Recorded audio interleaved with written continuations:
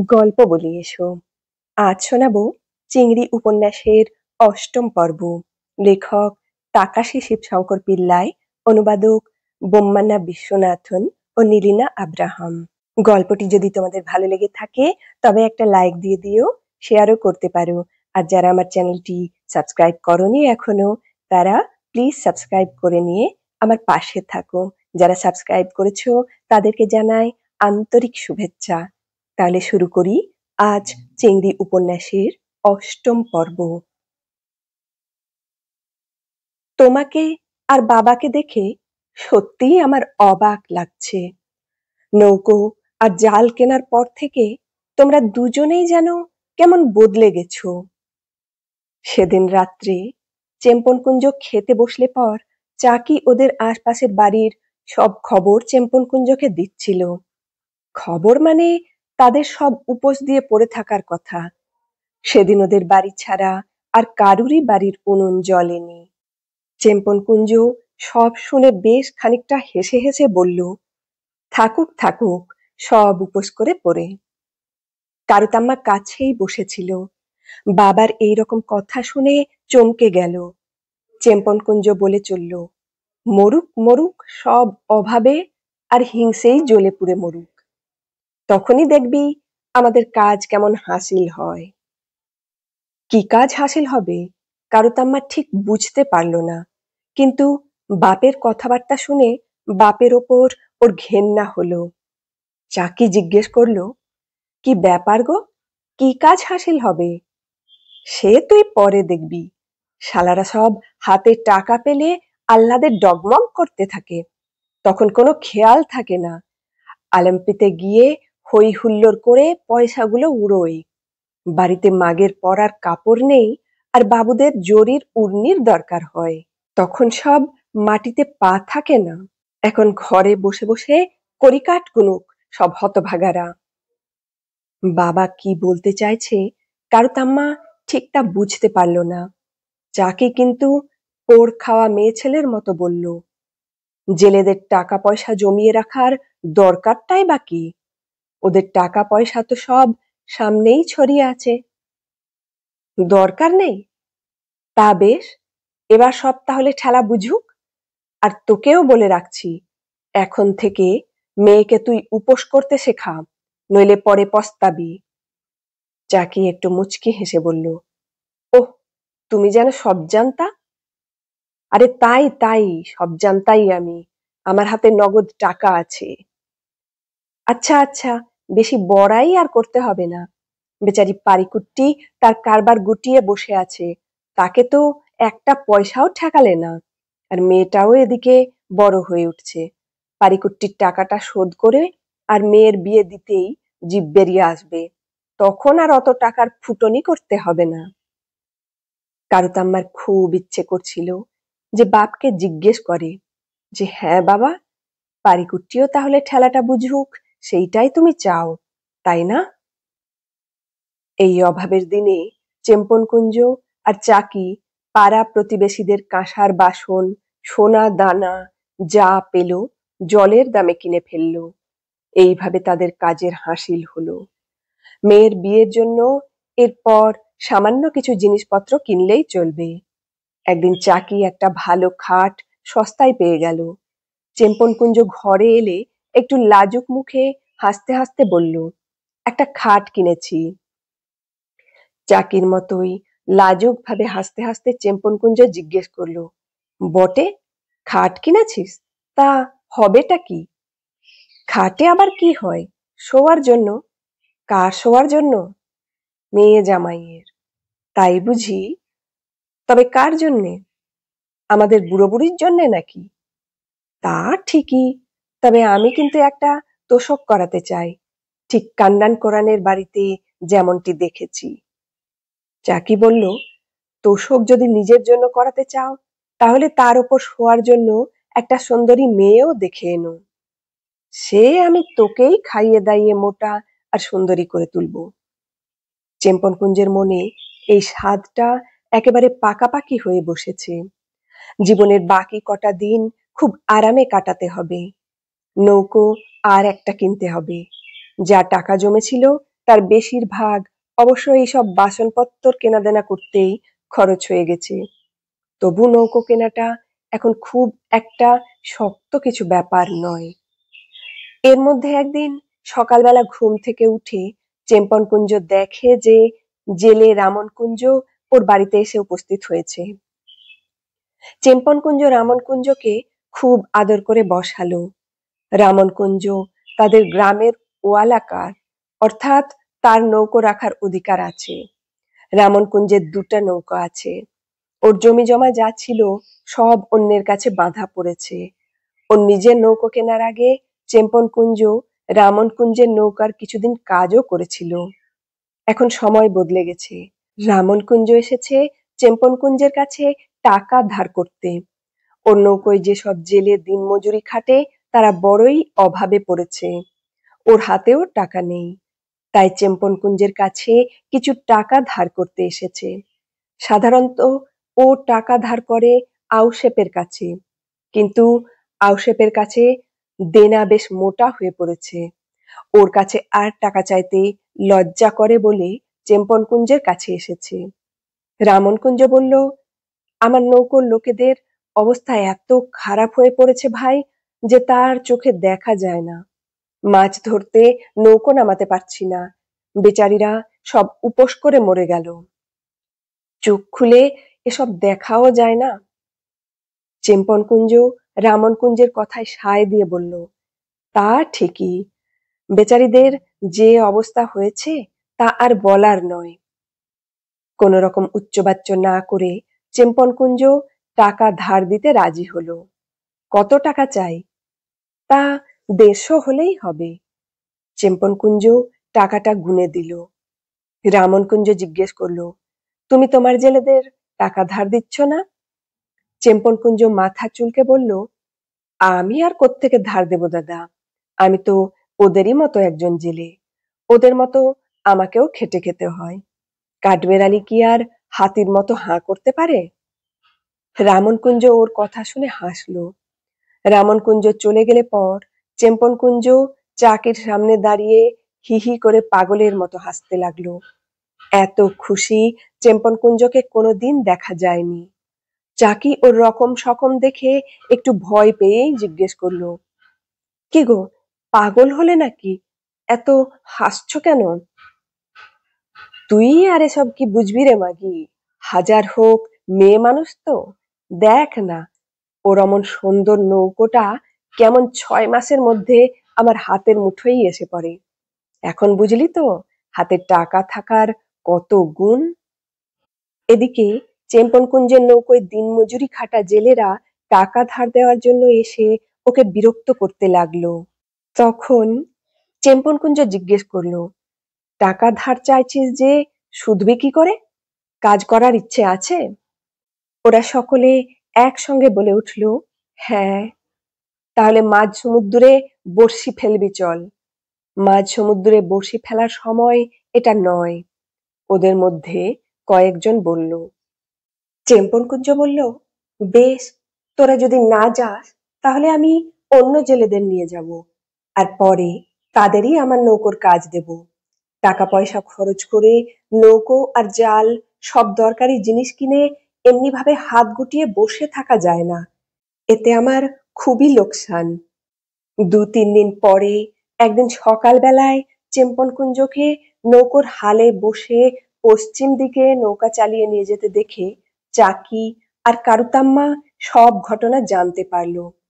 সেদিন চেম্পনের নৌকোর জেলেদের আর ওর নিজের এই 13টি ঘরের মেয়েরা ভয়ে দিশেহারা হয়ে পড়ল। 13 ঘরের ছোট বড় সবাই ভয়ানক ভয় পেয়ে তীরে দাঁড়িয়ে ভগবানকে ডাকতে লাগলো। সেদিন আর কারুর বাড়িতে হাঁড়ি চড়ল না। বুড়োরা সমুদ্রের দিকে তাকিয়ে ঘাড় নেড়ে বলল, জোয়ার খুবই বেশি, মাঝ সমুদ্রে নিশ্চয়ই ঘূর্ণি দেখা দিয়েছে। সন্ধে হয়ে আসার পরও নৌকো ফিরে এলো না দেখে সমুদ্রের ধারে কান্নাকাটি চেঁচামেচি পড়ে গেল। রাত হলে জেলেদের গ্রামের যে যেখানে ছিল সবাই সমুদ্রের ধারে এসে জড়ো হলো। সকলেই মনে নিদারুণ উদ্বেগ নিয়ে পশ্চিম দিকে তাকিয়ে অপেক্ষা করতে লাগলো। রাতটা ছিল পরিষ্কার, কোনো দিকে মেঘের কোনো চিহ্ন ছিল না। তারাগুলো সব ঝিলমিলিয়ে হাসছিল, আর সমুদ্র ছিল নিশ্চল। হঠাৎ অনেক দূরে একটা বিন্দুর মতো কি যেন দেখা গেল। কে যেন একজন বলল, নৌকাই বোধ হয়। কিন্তু সে নৌকো তীরে এলো না। কোচ্চাঞ্জেলের বুড়ি মা বুক চাপড়ে হাউ হাউ করে কাঁদতে লাগলো, আর চাকিকে গালাগালি দিতে লাগলো। তুই তুইও মাগি এর জন্য দায়ী। আমার ছেলে তোকে ফিরিয়ে দিতে হবে। বাভার পোয়াতি বউটা কাউকে কিছু দোষ না দিয়ে গুনগুন করে কাঁদছিল। এমনি ভাবে সমুদ্রের ধারে শুধু কান্নাকাটি আর চেঁচামেচি চলছিল। মাঝরাতের পর কিসের যেন একটা আওয়াজ শোনা গেল। কে যেন চেঁচিয়ে বলে উঠল, নৌকো আসছে, নৌকো আসছে। সকলে দেখতে পেল একটা নৌকো শোঁ শোঁ করে তীরের দিকে ছুটে আসছে। নৌকোটা তীরে এলে সবাই দেখলো নৌকোয় একটা হাঙর রয়েছে। আর একটাও পেয়েছিল, কিন্তু আনার অসুবিধার জন্য সেটাকে কেটে ফেলে দিয়ে এসেছে। পূব দিক থেকে যে সব মেছুনি নিয়ে এসেছিল, চেম্পন কুঞ্জ মাছটা কেটে তাদের দিল। লাভের দরকার নেই, যে দরে বিক্রি করবে সেই দাম দিলেই চলবে। কালীকুঞ্জ, লক্ষ্মী আর অন্য জেলেনিরাও বাদ পড়ল না। বেচারিদের বাড়িতে কদিন পরে উনুন জ্বলল। দুদিন পরে চেম্পনকুঞ্জ আবার মাঝ সমুদ্রে বড়শি ফেলতে গেল। সেদিনও চেম্পনকুঞ্জ খালি হাতে ফিরে এলো না। ভাগ্য সত্যিই সুপ্রসন্ন চেম্পনকুঞ্জের ওপর। এই দুর্দিনেও চেম্পনকুঞ্জের টাকার জোগাড় ঠিক হয়ে যাচ্ছে। সমুদ্রের অভিজ্ঞতা নিয়ে বড়াই করছিল কতকগুলো বুড়ো জেলে। এরপর তারা আর একটা কথাও বলতে পারল না। উপরন্তু জেলেনিরা বলতে লাগলো, চেম্পনকুঞ্জের জন্যই এই অভাবের দিনে তাদের দুমুঠো ভাতের জোগাড় হচ্ছে। তবে এই দুর্দিন গিয়ে সুদিন একসময় আসবে, এ বিশ্বাস সকলেরই আছে। নইলে তারা কিসের আশায় বাঁচবে? গত বছর মাছের ঝাঁক আলেম্পির উত্তরে ছিল, সেই হিসেবে মাছের ঝাঁক এ বছর এই সমুদ্রের দিকেই আসবে। আর যদি দুর্ভাগ্যবশত এদিকে না আসে, তাহলে মাছ ধরার জন্য যেদিকেই হোক তাদের যেতে হবে। তার জন্যে তৈরি থাকা দরকার। নৌকো খারাপ হয়ে থাকলে মেরামত করতে হবে, জাল ছেঁড়া থাকলে তাকে সেলাই করতে হবে। মাছ ধরতে যখন নৌকো নামে না, তখন জেলেরা এইসব কাজ সেরে রাখে। কিন্তু হাতে টাকা না থাকায় নৌকার মালিকেরা বড় মুশকিলে পড়ল। টাকা না থাকলে জেলেদের কি দিয়ে কাজ করাবে? আউসেপ আর গোবিন্দ, এই দুই সুদখোর, থলে ভর্তি টাকা নিয়ে জেলেদের কাছে হাঁটাহাঁটি করছে। এখন টাকা দরকার সকলেরই, তাই যে কোনো শর্তে টাকা নেবে। পাইকারি মাছের ব্যবসায়ীরা আলেম্পি, কুইলম আর কোচিনের চিংড়ি মাছের ব্যবসায়ী শেঠদের ম্যানেজারগুলোকে তোয়াজ করার চেষ্টা করতে লাগলো। এমনি ভাবে সমুদ্রের ধারে কিছু হইচই হতে লাগলো। ছোট ছোট ব্যবসায়ীরা টাকা ধার দেওয়ার জন্য জেলেনিদের বাড়ি বাড়ি ঢু মারছে। যেসব বাচ্চা ছেলে মেয়ে মাছ শুকিয়ে বিক্রি করে, তাদেরও তারা টাকা ধার দিতে আরম্ভ করলো। এমনি ভাবে টাকা ধার দিতে একটা মুসলমান ছেলে এসে ঢুকেছিল কচ্চুটি নামে একটা জেলেনির বাড়িতে। তার জেলে ঠিক সেই সময়েই বাড়ি আসে। বাড়ি এসে ছেলেটাকে দেখতে পেয়ে রাগের মাথায় ছুরি মারে। এই নিয়ে এখনো আদালতে মোকদ্দমা চলছে। চেম্পনকুঞ্জ আছে নিজের তালে। ও মাঝে মাঝে রামনকুঞ্জের সঙ্গে গিয়ে দেখা করে। ইদানিং রামনকুঞ্জের চেম্পনকে দেখলেই ভয় লাগে। ওর টাকাটা চাইতে এলো বুঝিবা। কিন্তু চেম্পনকুঞ্জ টাকা চাওয়ার নামও করে না। উল্টে আরো কিছু টাকার দরকার আছে কিনা ওকে জিজ্ঞেস করে। মাছের অমন মরশুমে পারিকুট্টি কিন্তু কেনাবেচার কোনো চেষ্টাই করলো না। তার বাপজান অবশ্য তাকে আড়তের ঝাঁপ তুলে দিতে বলেছে। বাপের ইচ্ছে মাছের ব্যবসা বন্ধ করে ছেলে অন্য কিছু কাজ করুক। কিন্তু পারিকুট্টির তাতে মন নেই। একদিন সে তাই বাপকে স্পষ্ট জানিয়ে দিল যে সে অন্য কোনো কাজ তো করবেই না, উপরন্তু ওই জায়গা ছেড়ে অন্য কোথাও সে যাবেও না। আব্দুল্লাহ ছেলের কথা শুনে অবাক হয়ে গেল। এর আগে পারিকুট্টি এত স্পষ্ট করে বাপের মুখের ওপর কোনোদিনও কথা বলেনি। সে জিজ্ঞেস করলো, কেন রে হারামজাদা, অন্য জায়গায় কাজ করতে তোর আপত্তিটা কিসের? পারিকুট্টি বলল, তুমিই আমাকে ছোট্টবেলায় এই সমুদ্রের ধারের মাছের ব্যবসায় লাগিয়েছ। আমি শুধু সেই ব্যবসায় জানি, অন্য কিছু কাজ আমি জানি না। তাই যদি জানিস রে হতভাগা, তাহলে আর আমার সমস্ত টাকা গোল্লায় দিলি কেন? পারিকুট্টির জবাব খুব পরিষ্কার। ব্যবসা করতে গেলে লাভ লোকসান হয়েই থাকে, কখনো কখনো ব্যবসার পুরো টাকাটাও লোকসান হয়। আবার যদি টাকা নষ্ট হয়? তার উত্তরে পারিকুট্টি শুধু একটা কথা বলল, তুমি আমাকে তোমার সম্পত্তির যে ভাগ দেবে ঠিক করেছ সেইটা দাও, পরে আর একটি পয়সাও আমি চাইবো না। সম্পত্তি? আমার আর কি সম্পত্তি আছে রে ছোড়া, 2 বিঘে জমিও আমার নেই। সত্যিই আব্দুল্লাহর এখন খুব কষ্টেই চলছে। আগে কিছু জমি জমা ছিল, এখন তাও গেছে। একটা মেয়ের বিয়ে দিতে এখনো বাকি। বিয়ের কথাবার্তা সব ঠিক হয়ে আছে, তার জন্যেও খরচ আছে। আব্দুল্লাহ তাই ওর সব দুঃখ কষ্টের কথা ছেলেকে খুলে বলল, কিন্তু পারিকুট্টি তার মত বদলালো না। ও এই সমুদ্রের ধার ছেড়ে নড়বে না, আর যদি ব্যবসায় করে তাহলে মাছের ব্যবসা ছাড়া আর কিছু করবে না। মাছের মরশুমের সময় পারিকুট্টি যে মাছ কেনাবেচা কিছু করতে পারেনি তা কারুতাম্মা বুঝতে পারল। মাছের ব্যবসা করতে হলে ঝুড়ি, মাছ শুকোতে দেওয়ার মাদুর, মাছ সেদ্ধ করার উনুন কিছুই ও কেনেনি, তৈরিও করেনি। কারুতাম্মা ওর মাকে বলল, ছোট মিয়া তো দেখছি মাছের এই মরশুমেও কারবার বন্ধ রেখেছে, হাতে নিশ্চয়ই ওর টাকা নেই। এখন যদি ওর টাকাটা ফেরত দেওয়া যায় মা, তাহলে লোকটার খুব উপকার হয়। আমাদের হাতে যখন টাকা ছিল না, তখন ছোট মিয়া আপনা থেকে কত সহজে টাকাগুলো দিয়েছে। বলতে গেলে ওর জন্যেই আমরা নৌকো আর জাল কিনতে পেরেছি। আমাদের যদি একটুও চক্ষু লজ্জা থাকে, তাহলে ওর টাকাটা এক্ষুনি ফেরত দেওয়া উচিত মা। মেয়ের কথা শুনে চাকি আবার চেম্পনকুঞ্জকে পারিকুট্টির টাকাটা ফিরিয়ে দেওয়ার জন্য তাগাদা দিল। চেম্পনকুঞ্জ স্পষ্ট চাকিকে বলে দিল যে টাকা তার ফেরত দেওয়ার দরকার নেই। চেম্পনকুঞ্জ ভয়ানক রেগে গেছে টাকা ফেরত দেওয়ার কথা শুনে।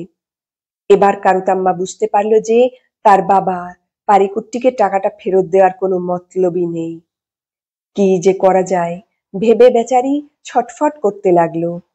এইভাবে একদিন এই ছটফটে মন নিয়ে ও ওর মাকে বলল, আমি আমার শরীরের এই ভার আর বইতে পারছি না মা।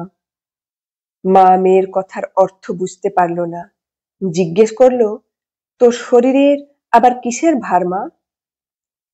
কারুতাম্মা আর কিছু না বলে কাঁদতে লাগলো। চাকি মেয়ের গায়ে পিঠে হাত বুলোতে লাগলো। কিন্তু আজ কারুতাম্মা একটা মতলব এঁটেছে, আমি বাবাকে সব বলে দেব, সব, আর তখনই টাকা বের হবে আমি জানি। চাকি মেয়ের কথা শুনে চমকে উঠল, তারপর ফিসফিস করে বলল, লক্ষ্মী মা আমার, এসব কথা তোর বাবাকে বলিস না। মেয়ের ব্যাপার যতটা চাকি জানে ততটা চেম্পনকুঞ্জ জানলে অবস্থা যে কি ভয়ানক দাঁড়াবে চাকি তা ভাবতেই পারল না। তাছাড়া মেয়ের কথাবার্তা শুনে মনে হচ্ছে সেও যতটা জানে ব্যাপার তার চেয়েও বেশ কিছু দূর গড়িয়েছে। তাই সে মনে মনে খুব ভয় পেয়ে গেল। মার কথা শুনে তখনকার মতো কারুতাম্মা শান্ত হলো বটে, কিন্তু একলা বসে থাকলে কারুতাম্মা নিজের মনকে বশে আনতে পারে না।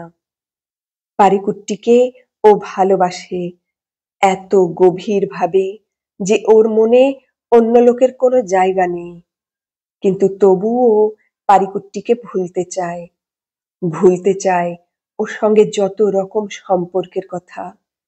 ও নিজে যে জেলের ঘরে জন্মেছে, জেলের বউ হয়েই ওকে মরতে হবে। তাই পারিকুট্টিকে ভোলা ছাড়া তার উপায় নেই। কিন্তু ভুলবে কি করে?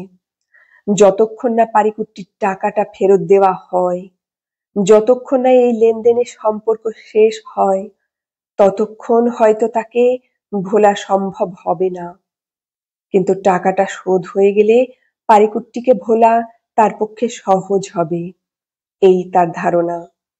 ওরই জন্য পারিকুট্টি তার ব্যবসা গুটোতে বাধ্য হয়েছে। রোজগারের অন্য কোনো পথই তার সামনে নেই। বেকার হয়ে সে এখানে ওখানে ঘুরে বেড়াচ্ছে দেখে কারুতাম্মার বুক ফেটে কান্না আসে। আর সব সময়ই তার পারিকুট্টির এই ভবঘুরের মতো ঘুরে বেড়ানোর ছবিটা চোখের সামনে ভেসে ওঠে। একটার পর একটা দিন কেটে গেল, কিন্তু পারিকুট্টির টাকা শোধ দেওয়ার কোনো ব্যবস্থা হলো না। বাবা যে পারিকুট্টির টাকা ফেরত দেবে না, সেটা কারুতাম্মা এখন স্পষ্টই বুঝতে পারল। সব দেখে শুনে ভয়ানক একটা উদ্বেগ আর অশান্তি কারুতাম্মার মনকে অহরহ ক্ষতবিক্ষত করতে লাগলো। বেচারি খেয়ে শুয়ে বসে এক মুহূর্তের জন্যেও স্বস্তি পায় না।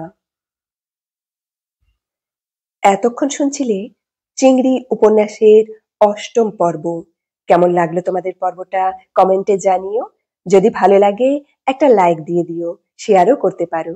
আর যারা আমার চ্যানেলটি এখনো সাবস্ক্রাইব করনি, তারা প্লিজ সাবস্ক্রাইব করে নিও আর পাশে থাকা বেল আইকনটিতে প্রেস করে দিও। আর যারা সাবস্ক্রাইব করেছো তাদের জন্য রইল অনেক শুভকামনা। শুনতে থাকো একটার পর একটা পর্ব। এরপর আসছি আরো একটি পর্ব নিয়ে। ভালো থেকো সবাই। আজ আসি।